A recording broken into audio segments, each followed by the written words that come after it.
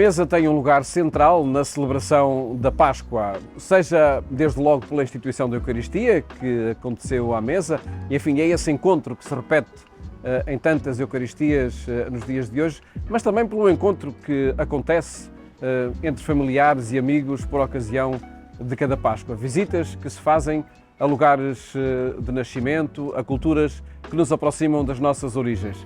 E foi precisamente também para perceber as origens de tudo isto que o chefe Luís Lavrador se lançou na investigação de descobrir os sabores na Bíblia.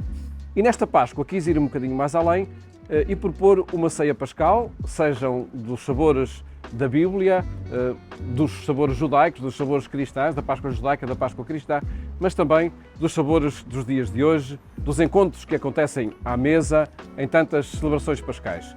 E viemos ao encontro precisamente do chefe Luís Lavrador, da sua casa, para nos inteirarmos. Muito boa tarde, antes de mais. Boa tarde. Obrigado por estar connosco. Que curiosidade foi esta de se aproximar dos sabores da Bíblia e propor agora a ceia pascal? Esta casa que é nossa, é de nós todos, é uma casa aberta ao público.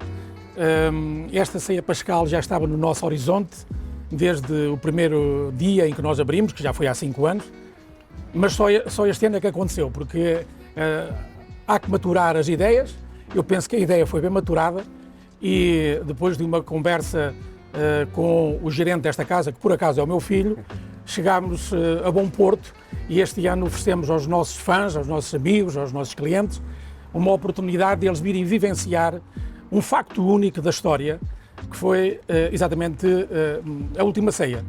É evidente que nós não vamos fazer a última ceia, nós vamos inspirar-nos naquele que foi o grande momento histórico e central para todos nós, na nossa cultura, na cultura de todos os povos, e realizar um encontro de amigos, um encontro em que as pessoas podem vir celebrar a sua Páscoa.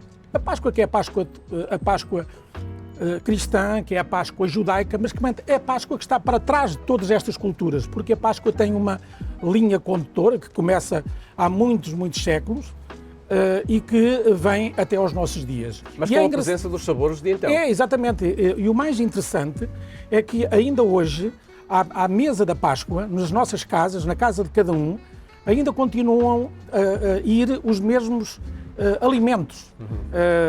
Continua a ir a comer-se o cordeiro, continua a comer-se o pão, continua a comer os ovos e todo um conjunto de alimentos que eram muito naturais, que já na altura, portanto, nessas sociedades, nessas culturas anteriores, eram muito comuns na mesa da Páscoa e não só. E, portanto, nós estamos aqui exatamente nesse contexto. Num contexto também muito importante, porque nós estamos a fazer a Páscoa, estamos a fazer uma Páscoa que celebra também a última refeição que Jesus comeu com os seus discípulos. E esse é um memorial que interessa sempre trazer, é um memorial importante, porque não estamos a falar de uma pessoa qualquer, estamos a falar de Jesus. E ao falar de Jesus e ao assinalar a última refeição enquanto homem, porque depois, como todos sabemos, dentro daquilo que é a tradição cristã, passado poucas horas ele foi crucificado e morto, e depois ressuscitado, como todos nós sabemos, mas esse momento é um momento também crucial e muito importante, que faz parte também da nossa cultura. E nós também celebramos isso aqui neste jantar. E também celebramos outra coisa que é muito importante, é que Jesus, pelos textos bíblicos, por aquilo que é possível nós apreciarmos e retirarmos dos textos bíblicos, Jesus gostava de comer. E Jesus gostava de estar à mesa.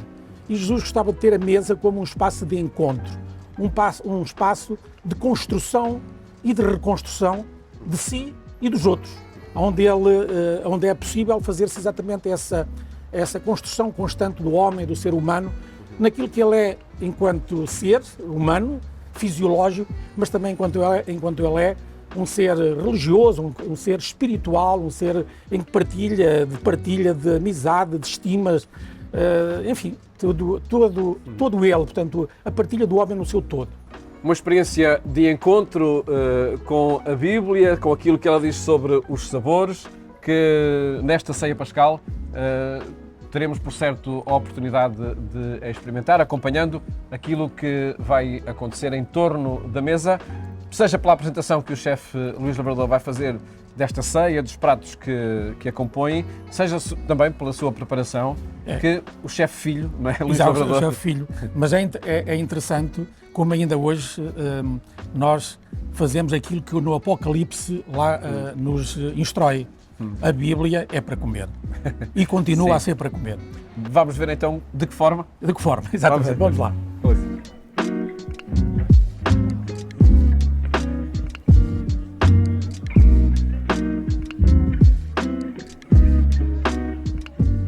Hoje estamos aqui todos para comer e beber. E até pode parecer assim uma coisa de menor importância, todos os dias o fazemos. Mas é interessante como é que os grandes momentos bíblicos são exatamente passados à mesa a comer e a beber. E a última ceia foi exatamente um belo exemplo de como Jesus Cristo se sentou à mesa com os seus discípulos para comer e para beber. E nós estamos aqui numa representação desse momento histórico entre todos e também para fazer um pouco aquilo que todos os dias fazemos e aquilo também já na altura, e desde que o homem é homem, desde que há vida na Terra, todos os seres vivos fazem, que é comer e beber. Ninguém consegue sobreviver se não comer nem beber. Se calhar é útil, assim, de uma forma muito sumária, percebermos o que é a Páscoa. Nós hoje estamos no século XXI, 2024, é evidente que a Páscoa hoje para nós tem um significado, mas tem um significado que já tem raízes muito antigas. E a Páscoa cristã o que é? Já não é a saída do Egito, já não é a saída, a libertação, é a libertação da morte para a vida. Portanto, a ressurreição. Cristo morreu, não é? Toda a tradição indica que, na verdade, Cristo morreu, pregado numa cruz, todos nós sabemos, que antes de morrer esteve numa ceia, a última ceia, que é essa que nós estamos aqui a recordar, nessa ceia, sabemos do Novo Testamento muito pouco, apenas o pão e o vinho, que estão sobre a mesa também hoje, e que já na altura estavam, e que foram utilizados para imortalizar, digamos assim, para instituir o próprio Cristo vivo, tal como nós hoje, os crentes, o entendem. Mas a Páscoa hoje é exatamente isso, é a passagem de um estado de morte para um estado de vida, a ressurreição. Nós o que é que fizemos? E o que é que está aqui sobre a mesa? Aqui está um bocadinho esta tradição toda esta tradição desde o início, da tradição agrícola, à tradição do cordeiro, e a tradição da passagem da transformação. Sempre num contexto de mesa. Atenção, isto é muito interessante. Todos os atos importantes passados ao nível da Bíblia são todos eles passados à mesa conjunta e sempre no coletivo. O pão ázimo, que era o pão que, enfim, o pão sem fermento, o pão que foi, segundo a tradição, não é? Foi cozinhado à pressa. Não houve tempo dele levedar, porque o povo tinha que sair rapidamente, porque se não saísse naquela altura, vinha as forças do mal, engoliam aquela gente. Eles tinham que sair. Deus estava a pedir que eles saíssem. E, portanto, é esse pão amassado à pressa, mas é o pão da viagem.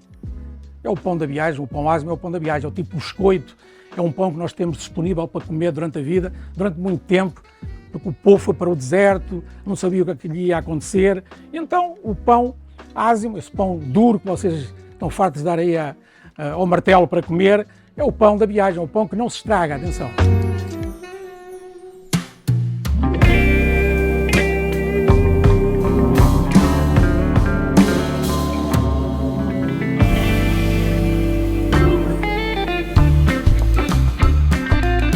Então, aqui vamos então fazer o nosso pão ázimo, que acompanha a nossa refeição, e isto é nada mais do que farinha e água, sem fermento, claro, e um bocadinho de sal a temperar.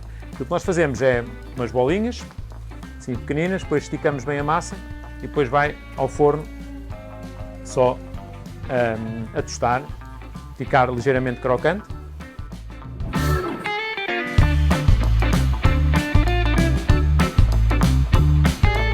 Vamos utilizar ingredientes típicos daquela altura. Vamos fazer aqui algo primeiro muito simples, que é só aquilo que nos transporta também para os tempos de hoje, que é o azeite e a manteiga como aperitivo. Com licença, isto não é nada mais do que só o azeite e a manteiga.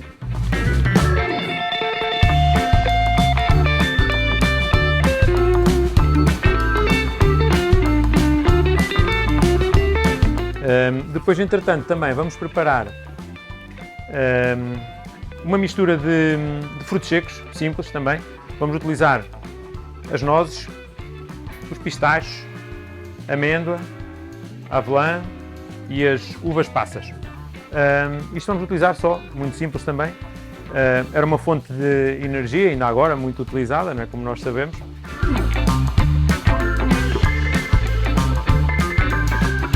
Utilizamos aqui só uma mistura simples de frutos secos. Depois, também como aperitivo, vamos, e agora assim mais, algo mais elaborado para a altura, é o chamado arrozete, e que é uma mistura de frutos secos, maçã e canela. Para além de ser utilizado como aperitivo, também, eventualmente, com a maçã e a canela, poderia ser utilizado também como sobremesa, mas nós hoje vamos aqui servir como aperitivo. Isto é uma viagem que fazemos até ao livro de Jonas, que é um livro do Antigo Testamento, em que se liga um pouco a este momento, não porque ela fizesse parte da última ceia, nada nos diz que se comesse nesse dia uma sopa de peixe, mas o que é certo é que ela liga-se exatamente porque, muito rapidamente, não vou contar a história toda, senão tinha que ler o livro, e não estamos aqui para isso. Mas a ideia é que Jonas, este nome, esta personagem bíblica, foi engolido por um peixe, portanto um peixe gigante, e esse peixe gigante reteve-o durante 3 dias no seu ventre, na sua barriga, digamos assim. E esse peixe, ao fim de 3 dias, chegou-se junto à praia e largou, né, libertou o Jonas que estava dentro do peixe. E não sou eu que o digo, porque eu não tenho competência para esse tipo de análise, mas quem se dedica aos estudos bíblicos já vê nesta passagem uma prefiguração daquilo que seria depois, mais tarde, a ressurreição.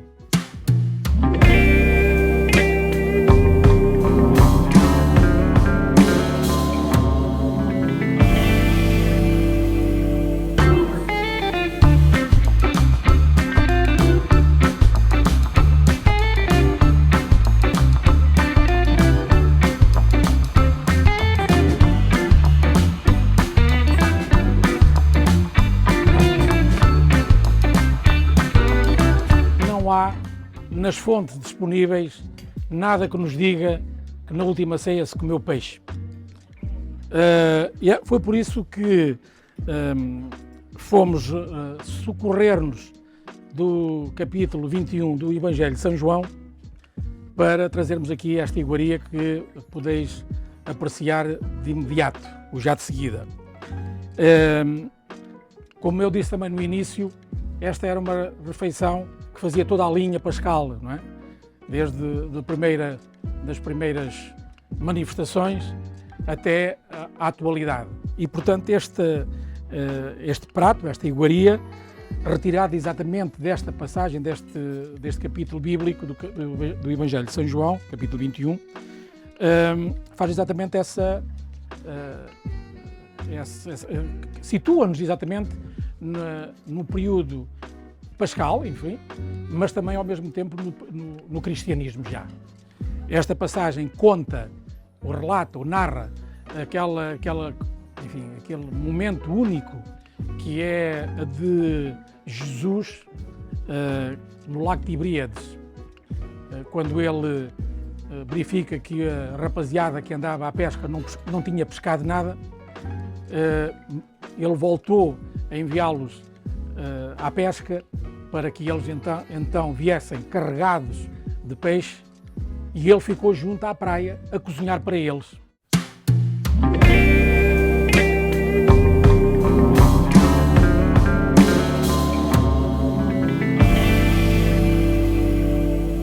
Então vamos aqui fazer agora o nosso prato de peixe, que é uma corvina que nós vamos confeccionar aqui braseada, não tendo brasa aqui na chapa, e que vamos acompanhar com uma açorda de coentros, que nós vamos fazer com uma açorda com pão, caldo da corvina, que fazemos com as espinhas da corvina, e depois vamos acompanhar com bastante coentros, depois acompanhamos com o nosso peixe.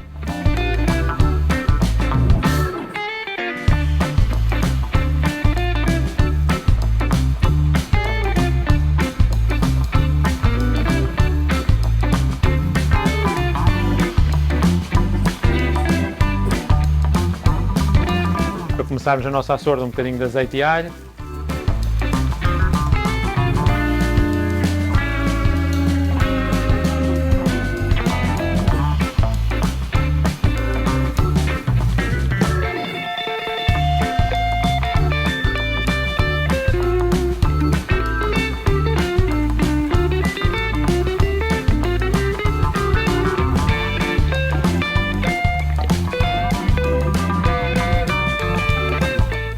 O pão a deixar refogar um bocadinho aqui com o alho.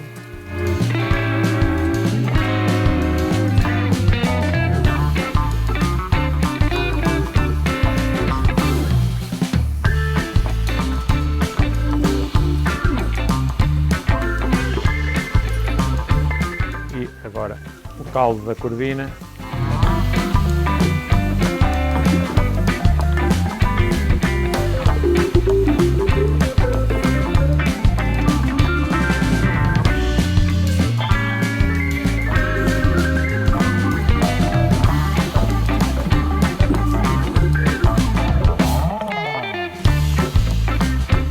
Deixamos agora confeccionar para o pão absorver bem o caldo, os sabores, e, entretanto, vamos adicionar os coentros já picados.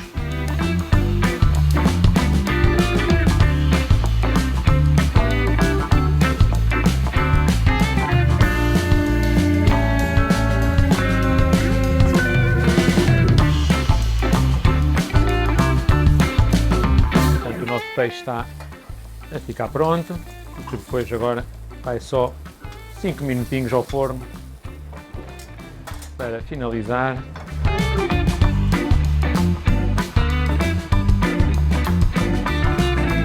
Já está aqui prontinha.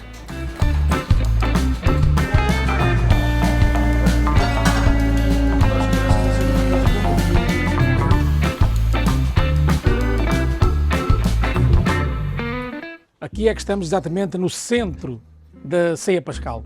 Cabrito ou cordeiro, pode ser, a referência faz-se a ambos os animais. E tinha com uma descrição também muito interessante e muito curiosa, porque o cabrito tinha que ter menos de 1 ano e tinha que ser assado inteiro. Nenhum osso se deve quebrar. Aliás, isto depois também é retomado no Novo Testamento, não é? Relativamente ao cordeiro imolado, que é Cristo. O cabrito ou o cordeiro tinha que ser comido naquela noite. Não podia sobrar. Aquilo era para comer. Por isso se chamavam os amigos e os vizinhos e tal, para se reunir. Se sobrasse alguma coisa, tinha que ser queimado.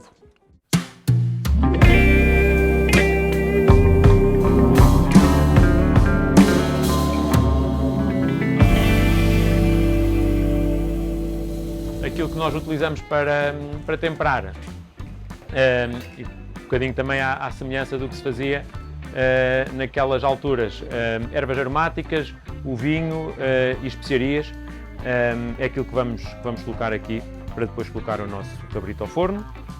Ervas aromáticas, colocamos salsa, coentros e tomilho, depois um bocadinho de vinho branco e a gordura um bocadinho de azeite, sal e especiarias, pimenta, sal, pimenta e colorau, pimentão doce.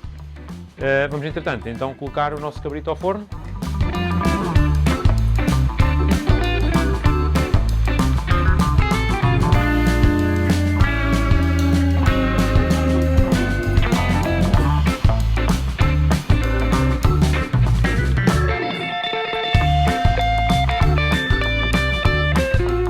Aqui agora vamos preparar o acompanhamento que vamos utilizar hoje na nossa ceia pascal, e é tão só como uma simples, aquilo que se chamava uma mistura de ervas amargas que vem na referência bíblica.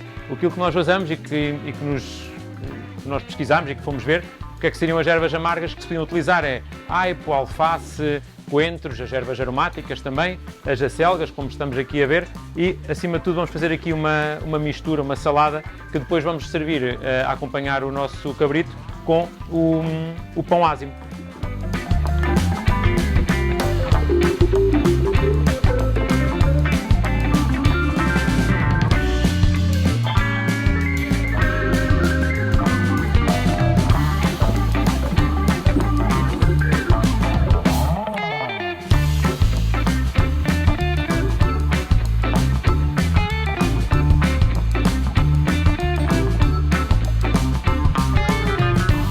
O requeijão e o mel, tal como podem verificar aí nessa passagem, que é do profeta Isaías, do capítulo 7 e versículo 15, num contexto que não tinha a ver com este rei chamado Jesus Cristo, mas de outro rei, ele vaticinou que havia de surgir um rei, não é?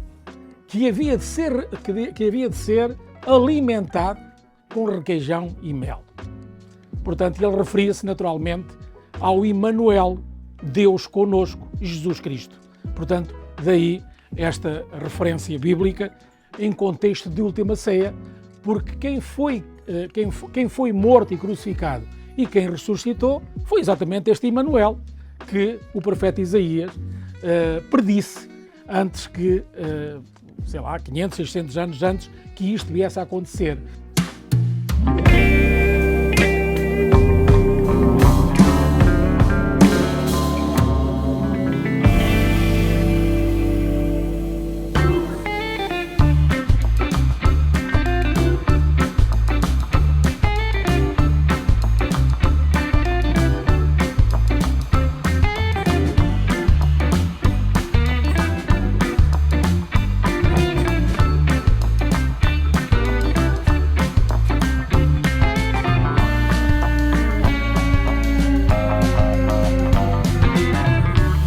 A mesa é agregadora em todos os momentos. Julgo que será talvez o elemento que nos une a todos, a alimentação, como dizia o professor Luís Lavrador no início. Na verdade eu sou um agnóstico e portanto estou um bocadinho desligado das questões mais, não vivo a Páscoa com mais intensidade do que se calhar muita gente vive. Suscitou-me muitas dúvidas, o que é que teria sido, o que é que teria acontecido naquela noite em que, teoricamente, Jesus Cristo terá compartilhado o pão, e então, um bocado nessa cena vinha à procura. Mas este momento é quase espiritual, não é? Porque a comida transporta-nos para uma vivência de comunhão. Conhecia, pelo menos do ponto de vista da própria Bíblia, conhecia estes alimentos e agora tive a oportunidade de os provar e, no fundo, dar aqui uma relação entre a teoria, se quisermos, ou aquilo que a palavra da Bíblia nos diz e a realidade. E vim encontrar o quê? Uma mesa farta com um pão ázimo muito bom, que foi a primeira vez que provei, sinceramente. E o cordeiro estava divinal. Até o próprio Cristo, que quando fez a última ceia, foi um ato de sociabilidade, um ato de partilha, um ato de partilha do pão, do vinho, e é isso que estamos aqui a celebrar também, é muito importante. Eu vou convidar-vos para que nos levantemos todos e que vamos brindar exatamente a nós próprios, a nossa amizade, o nosso convívio, e a todos quantos nos acompanharam lá em casa. Espero que tenham gostado desta nossa apresentação, desta nossa ceia, e esperamos encontrar-nos para a próxima oportunidade, quanto mais não seja para o próximo ano, na Quinta-feira Santa 2025.